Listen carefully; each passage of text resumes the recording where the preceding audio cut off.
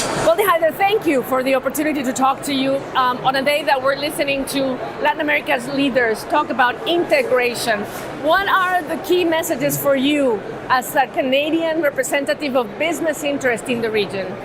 Partnership, opportunity, jump out, but also the need to structurally reform, to make sure that our policies are keeping up with our ambitions. It's great to hear people talk about things, but ultimately what people measure is, what did you get done? And what I hear here is still a lot of challenges on economic growth, a lot of challenges on building the kind of infrastructure, and frankly, offering business a stability and predictability in terms of the investment climate. You know, and one of the challenges I think we're facing today is it's getting harder to do that in democracies. And one of the nice stories about this part of the world is they're democracies. So we've got to make it attractive for capital. And how do these leaders perceive that Canadian and other countries' interests can be part of the solution when it comes to reducing poverty, inequality, and all of the challenges that we have faced? Look, I think when it comes to Canada, we have such a great global brand. You know, we're a trusted partner.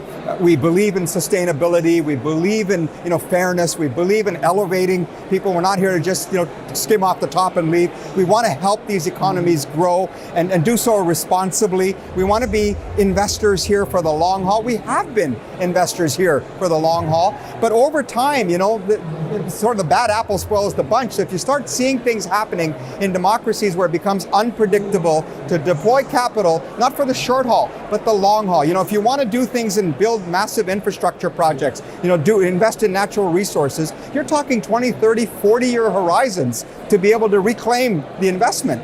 And you can't have in democracy the wild swings that we're seeing, you know, even in our own part of the world. And you look at the United States, one government says yes to Keystone Pipeline, the next one says no, and now the other one's saying yes again. In that environment, it's very difficult to deploy capital. And remember one thing about capital, it has a lot of options, and it's not about being a democracy.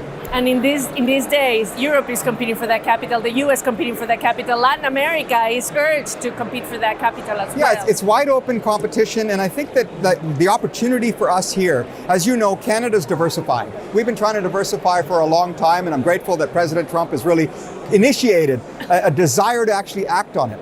My message to my own government has been, and it's in line with President Trump, is let's make sure we diversify in our own hemisphere. Let's get our own backyard right. Let's make sure from Mexico on down, we're working together to make sure that we're, you know, sharing our best practices, learning from each other, helping the labor market here to develop the skills, get the technological capabilities in place here in terms of the infrastructure. So this is a chance to, you know, clean up our own backyard, help our own backyard, strengthen our own backyard, so that we can compete with the rest of the world. And where does USMCA fit, considering that we're talking right now, the review of that agreement? President Trump has said many things about Canada being interested or not in staying in the trade agreement, when you have some provincial authorities in Canada that say it better be a bilateral agreement rather than a trilateral agreement. What's your mindset there? Well, let me be clear about what Canadian business thinks. Canadian business believes very strongly in the importance of trade agreements. They believe very strongly in ensuring that they offer